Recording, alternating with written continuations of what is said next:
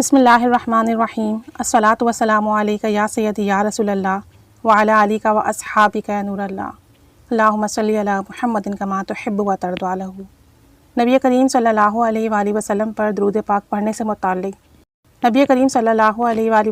درود پاک پڑھنے سے متعلق جو بھی مشاہدات ہوئے ہیں ان میں سے ایک یہ بھی ہے کہ میں نے خواب میں دیکھا کہ میں جنگل میں ایک ممبر ہے جس پر میں چڑھ بیٹھا ہوں، یعنی اس پر میں چڑھ کر بیٹھ گیا ہوں۔ جب میں اس کی سیڑھیوں پر چڑھ گیا تو میں نے زمین کی طرف نظر کی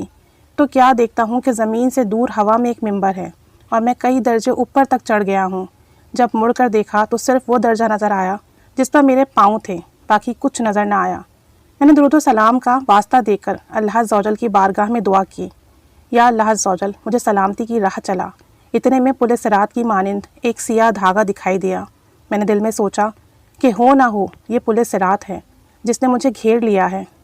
میرے پاس اللہ عز و جل کے فضل و کرم اور رسول کریم صلی اللہ علیہ وآلہ وسلم پر درود و سلام کے سوا کوئی عمل ایسا نہیں تھا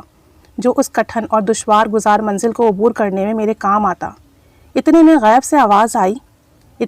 سے مجھے یہ آواز سنائی دی کہ اگر تم اس منزل کو پار کرنا چاہتے ہو، اس کو عبور کرنا چاہتے ہو، تو اس پار رسول کریم صلی اللہ علیہ وسلم اور آپ کے صحابہ کرام کی ملاقات سے مشرف ہوگے۔ یہ بات سن کر میں پھولے نہ سمایا اور میں نے اللہ عز و جل کی بارگاہ میں درود و سلام کا وسیلہ پیش کیا تو اسی وقت ایک نورانی بادل نے اٹھا کر مجھے رسول کریم صلی اللہ علیہ وآلہ وسلم کے قدموں میں لا ڈالا۔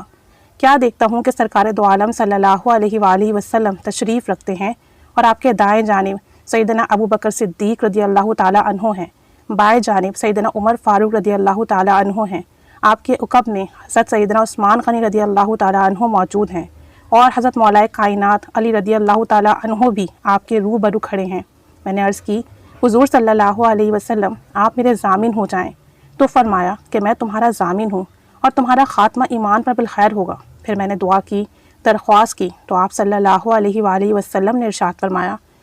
مجھ پر کثرت سے درود شریف پڑھنے کو اپنے اوپر لازم کر لو اور فضولیات سے کنارہ کشی کرو، یعنی فضول چیزوں کو چھوڑ دو، اس سے دوری اختیار کر لو۔ اے ہمارے رب عز و جل ہمیں حضور صلی اللہ علیہ وآلہ وسلم کی ذات اقدس پر کثرت سے درود و سلام پڑھنے کی توفیق عطا فرما اور درود و سلام کی برکت سے ہمیں مالا مال فرما دے، آمین۔ اللہ تعالیٰ رحمت کی نگاہ فرمائے۔ درود شریف کثرت سے پڑھنے سے نہ صرف اس دنیا میں معاملات آسان ہوں گے، انشاءاللہ تعالیٰ ایمان پر خاتمہ بالخیر ہوگا، اور مرنے کے بعد صراط مستقیم پر پل صراط پر بھی درود پاک کی برکت سے کرم ہوگا۔